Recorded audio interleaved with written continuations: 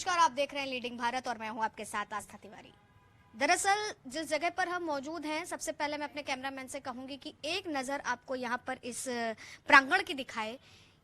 ये प्रांगण की में कुछ तस्वीरें देख करके आपको साफ तौर पर समझ में आ रहा होगा कि इस प्रांगण की कुछ कहानी अलग है। जिस तरीके से देखें तो प्रधानमंत्री की तस्वीर लगी है और इधर सीएम योगी आदित्यनाथ की तस्वीर लगी है।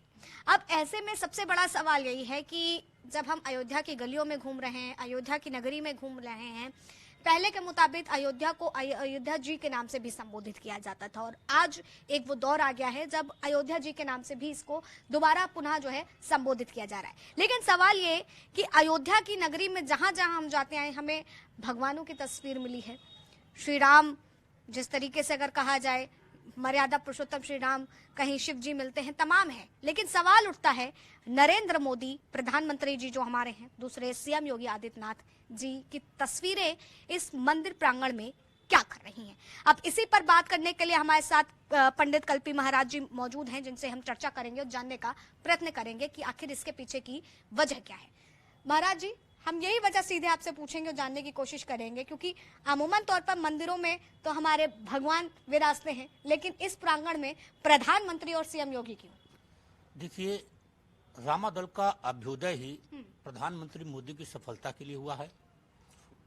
दूसरी चीज, ये यज्ञशाला जो पूरी अयोध्या में आप देखेंगे सबसे बड़ी और राम की पैड़ी पर है।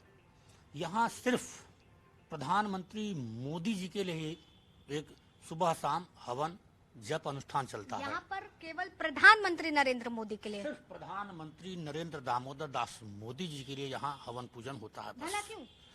कि उनके प्रयास सफल हों, उनका उत्तम स्वास्थ्य रहे, दीर्घायु जीवन उनको मिले, मृत्युंजय महादेव उनका चिर यौवन बनाए रखें, जिसकी देश को सनातन धर्म को जरूरत है। इसलिए उनके प्रयास सफल हों, उनके विरुद्ध देश में विदेश में तीनों लोकों में अगर कोई कुचक रचा जा रहा है तो उसका नाश हो, इसलिए यहाँ बगला ब्रह्मास्त्र और महामृत्युंजय महायज्ञ की आहुति दी जाती है। अच्छा, तो मतलब यहाँ पे महामृत्युंजय जाप हो गया और बंगला जाप जो है यहाँ पर निरंतर कितने समय तक का इसका समय रहता है? कितने बजे से आप लोग करते हैं? प्रातः 4 बजे से लेके 7 बजे तक रुद्राभिषेक का कार्यक्रम होता है। नित्य जो होता है 14 जनवरी 2014 से नित्य भगवान भोलेनाथ का रुद्राभिषेक। उसके बाद अब आप आई हैं, अभी जाप शुरू हो जाएगा, ये माला है जी। और सायंकाल 6 बजे से लेकर रात्रि 12 बजे तक हवन का कार्यक्रम चलता है, जिसमें माला में क्या मतलब कि केवल वही जाप आप लोग पढ़ते हैं? हाँ, सिर्फ जप करते हैं। रुद्राक्ष की माला है और सिर्फ हम अपने प्रधानमंत्री के लिए करते हैं और किसी के लिए यहाँ कोई अनुष्ठान नहीं होता है। ये बताइए महाराज जी कि आखिर इसकी क्या जरूरत है कि आज सनातनी जो है भगवान की तरह प्रधानमंत्री को पूज रहा है, नरेंद्र मोदी को पूज रहा है, मुख्यमंत्री सीएम योगी आदित्यनाथ को पूज रहा है। आप लोग तो देखिए हवन भी करवा रहे हैं। आप पूरी अयोध्या में चले जाएं, किसी मंदिर में आपको मोदी जी की फोटो नहीं मिलेगी जी। खाली रामादल ट्रस्ट पे ही मिलेगी। रामादल सिर्फ मोदी के अनुष्ठान करता है और यह पूरी अयोध्या इस बात को जानती है। राम जन्म भूमि पर वर्ष 2014 में पहला धर्मध्वज मोदी जी के नाम से फहराया गया और तब से आज तक रामादल ट्रस्ट सभी पर्वों पर रामलला को पोशाक अर्पित करता रहा है।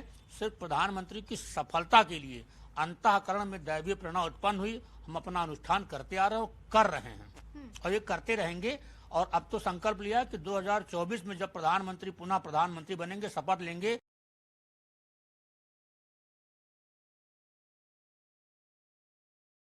तो 128 किलो की शिवलिंग अयोध्या में स्थापित की जाएगी। अच्छा, मतलब कि 2024 में आप ये भी देख रहे हैं कि अगर वो प्रधानमंत्री बनते हैं? प्रधानमंत्री बन रहे हैं, लेकिन अच्छा, अब की बार का ये है कि अब की बार 400 पार।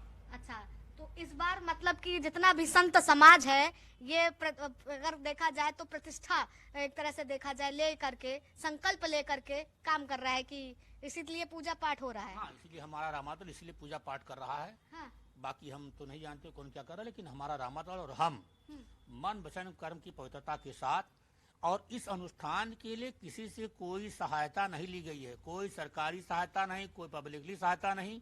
हम अपने पूजा पाठ कर्मकांड से जो हमको अर्जित होता है, हम उसी से ये सारा कर्मकांड करते हैं। आप इतना बड़ा यज्ञशाला देख रही हैं, ये सब उसी कमाई से बना हुआ है। महाराज, हमें ये बताइए इनको पूजने की सबसे बड़ी वजह क्या है कि राम मंदिर अयोध्या में खड़ा हुआ है, ये वजह है? आप पूरी दुनिया में आप देख लीजिए, राम मंदिर नहीं, सकरी गलियों में बने बसे काशी विश्वनाथ आज अपने दिव्य और भव्य स्वरूप के साथ हैं। कृष्ण जन्मभूमि आप देखे रही हैं, 3 एकड़ के लिए हिंदू समाज लड़ रहा था राम मंदिर के लिए, 108 एकड़ बन रहा है। किसने कल्पना की थी कि इतना दिव्य और भव्य मंदिर बनेगा। आज पूरी दुनिया में जहां सबकी अर्थव्यवस्था डावाडोल है, भारत तेजी से अर्थव्यवस्था के पायदान पर चढ़ रहा है। जब पहली बार कोरोना से जब पूरी दुनिया त्राह त्राह कर रही थी, लोग अपने घरों में बंद थे, उस समय भारत ने मोदी जी के नेतृत्व में राम मंदिर का भूमि पूजन किया और कोरोना वैक्सीन बनाई। जिन जिन देशों ने भारत की वैक्सीन को इस्तेमाल किया वो कोरोना से मुक्त हैं और सबसे पहले कोरोना पर नियंत्रण करने वाला भारत है। पहली बार भारत ने एक साथ 55 देशों को कोरोना वैक्सीन निःशुल्क मुफ्त कराई। अगर दूसरा कोई होता तो हम खाली सैनिटाइजर और फेस मास्क ही रहते और आधी आबादी हम पूरी सुबह बना रही होती। अच्छा, तो प्रधानमंत्री कई मायनों में, और एक बात जान लीजिए, विक्रमादित्य के बाद ये पहला धर्मात्मा शासक है। अब भविष्य में मोदी नहीं मिलने वाला है, ये पूरे सनातन समाज को समझना चाहिए। बड़ी बात कह रहे हैं। बड़ी बात नहीं, मैं जो कह रहा हूँ वो दैवीय प्रेरणा है। अब भविष्य में इस देश को नरेंद्र दामोदर दास मोदी नहीं मिलने वाला है, नहीं मिलने वाला है, नहीं मिलने वाला है। लेकिन लगातार तुलना तो सीएम योगी आदित्यनाथ की भी होती है, उनको कैसे? योगी जी तो योगी जी हैं। हाँ। योगी जी मोदी जी से 4 कदम आगे भी हो सकते हैं। हाँ। और भविष्य है वो। हाँ। आप देख लीजिए, यहाँ योगी जी का भी है, योगी जी के लिए यज्ञ चलता है। हम योगी जी के लिए भी 2022 से अनुष्ठान कर रहे हैं, मोदी जी और योगी के लिए। लेकिन मोदी जैसा प्रधानमंत्री अब इस देश को नहीं मिलेगा, ये बात है। योगी जी उनसे आगे भी निकल सकते हैं, लेकिन मोदी नहीं होगा कोई। इतना प्रेम की सीमा तो मत कहिए आप। प्रेम की सीमा ये है कि आंख खुलने के बाद से कितना हम कुछ कर डालें अपने प्रधानमंत्री के लिए, यही सोचने में सारा दिन बीत जाता है। अगर कोई अनुष्ठान आता है तो खुशी होती है कि हमारा यज्ञ बाधित नहीं होगा। मुझे लगता है शायद ही कोई ऐसा प्रधानमंत्री अभी तक रहा होगा जिसके लिए हवन हो रहे हैं, यज्ञ हो रहे हैं, लोगों के आंखों से अश्रु छलक रहे हैं। अरे पहली बार प्रधानमंत्री हैं जो 3 बार as a prime minister Ayodhya आए हुए हैं। मथुरा जा रहे हैं, काशी जा रहे हैं। इसके पहले बताइए किसी प्रधानमंत्री का नाम जो काशी गया हो, मथुरा गया हो, अयोध्या आया हो, तो हर काम तो वो पहला कर रहे हैं। तो निश्चित है पूरे सनातन समाज के लिए गौरवशाली क्षण है। और जो लोग आज हैं वो अपने आप को भाग्यशाली समझें कि वर्तमान में जी रहे हैं जब एक धर्मात्मा शासक भारत की सत्ता पर अधीन है। और आज भारत पूरी दुनिया में एक जो स्पीड पकड़े हुए है, आने वाले 2026 में हमारी अर्थव्यवस्था विश्व में दूसरे नंबर पर होगी। तमाम विरोधी दल इसका जो है अवहेलना भी करते हैं और सवाल भी खड़े करते हैं प्रधानमंत्री के कामों को लेकर के। तमाम कहते हैं कि हिंदू राष्ट्र की तो बात बहुत होती है, लेकिन हिंदू राष्ट्र करने की आवश्यकता क्यों है?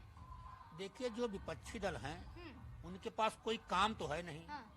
कोई भी भारत में जो भी सनातन जो विपक्षी वो सनातन विरोधी है और मोदी जी के पैर की कोई धूल भी नहीं है। उनको चुल्लू भर पानी में डूब मरना चाहिए कि वो ऐसे शासक के विरुद्ध बोल रहे हैं जो नहीं बोलना चाहिए। पूरी दुनिया में मोदी की जय जयकार होती है, लेकिन भारतीय ये जो उठाए गिर विपक्षी हैं जिनका कोई वजूद नहीं है। जब कोई विदेशी प्रतिनिधिमंडल संसद में बैठता है तो वहां अनाप शनाप बकते हैं, देश की गरिमा को धूमिल करते हैं, हर वो कार्य करते हैं जो सनातन के विरुद्ध में हो। तो ये विपक्षी किसी लायक नहीं है। और आप सनातन भाई बहनों से कहना चाहता हूं जो अपने निजी स्वार्थ के चलते सनातन विरोधी झंडा उठाए हैं, वो ये ध्यान रखें कि उनकी ये भूल आने वाली पीढ़ी उनको माफ नहीं करेगी। इसलिए एकजुट होकर मोदी का साथ दें। अब की बार 400 पार। ठीक है, आपका ये जो संकल्प है महाराज जी, इस बीच हमें ये बताइए कि 30 दिसंबर को जो है प्रधानमंत्री अयोध्या नगरी में आ रहे हैं। क्या लगता है कि प्रधानमंत्री इस और रुख करेंगे? देखिए, लगातार प्रधानमंत्री को बीते 9 साल में आज तक मैंने कोई पत्र नहीं लिखा, न कुछ। जब पहली बार भूमि पूजन के लिए आए तो कोरोना था, पत्र लिखने का सवाल नहीं उठा था। दीपोत्सव में आए तो मैंने आमंत्रण पत्र लिखा, कोई भी कारण रहा हो ना आ रहे हों। 22 जनवरी को आ रहे हैं तो उस दिन बुलाना उचित नहीं, क्योंकि बहुत बड़ा कार्यक्रम है। लेकिन 30 दिसंबर को आ रहे हैं। प्रधानमंत्री को लगातार सोशल मीडिया, उनके ट्विटर अकाउंट से पत्र लिखकर भी उनको आमंत्रित किया है और आशा रखता हूं कि प्रधानमंत्री जी चूंकि इसी लता मंगेशकर चौराहे से गुजरेंगे, 100 कदम की दूरी पर लता मंगेशकर है। बीते 9 साल से बिना किसी स्वार्थ के, ना मुझे एमएलसी बनने की चाह है, ना विधायक बनने की, ना किसी पद प्रतिष्ठा की चाह है, सिर्फ इतनी चाहत है कि प्रधानमंत्री जी स्वस्थ रहें, मस्त रहें, मृत्युंजय महादेव उनको दीर्घायु प्रदान करें, उनका दिव्य जीवन बना रहे। तो लालसा है कि 9 साल से एक ब्राह्मण की तपस्या, एक याचक की साधना को सफल बनाने के लिए अवश्य आए। अब क्या करते हैं, ट्विटर उनका हैंडल कौन चलाता है कौन नहीं चलाता, लेकिन उम्मीद है क्योंकि मोदी है तो मुमकिन है। ठीक, तो हमारे साथ सनातन महाराज जी मौजूद थे, जो लगातार ये बात कह रहे हैं कि 9 साल से निस्वार्थ हम जो है संकल्प लिए हुए हैं और प्रधानमंत्री को 2024 में पुनः लाना है उनकी दीर्घायु की कामना के लिए। और उसी के साथ अगर बात की जाए तो इस प्रांगण में जहां हम बैठे हैं, यहाँ पर जो है प्रधानमंत्री और अगर देखा जाए तो सीएम योगी आदित्यनाथ जी को पूजा जाता है। ये वो मंदिर है जहां पर इनकी पूजा होती है और इसलिए पूजा होती है कि समाज कल्याण के लिए आज प्रधानमंत्री जो हैं वो निरंतर काम कर रहे हैं। ये लोगों का अगर देखा जाए संत समाज के भीतर का उनका प्रेम है जो साफ तौर पर देखने को मिल रहा है। अब आगे देखना होगा कि क्या वाकई इस और प्रधानमंत्री रुख करेंगे, और अगर करते भी हैं तो लगातार प्रधानमंत्री की जो चाह लोगों के भीतर दिखती है, उनके प्रति उनका जो प्यार दिखता है, वो सोचने वाला विषय है कि आखिर प्रधानमंत्री के कामों की कितनी अगर देखा जाए तो हर कोई जो है उनसे प्रेरित होता है और अपने काम को आगे बढ़ा रहा है। फिलहाल तब तक के लिए आप बने रहें लीडिंग भारत पर। कैमरा पर्सन रजा के साथ आस्था तिवारी।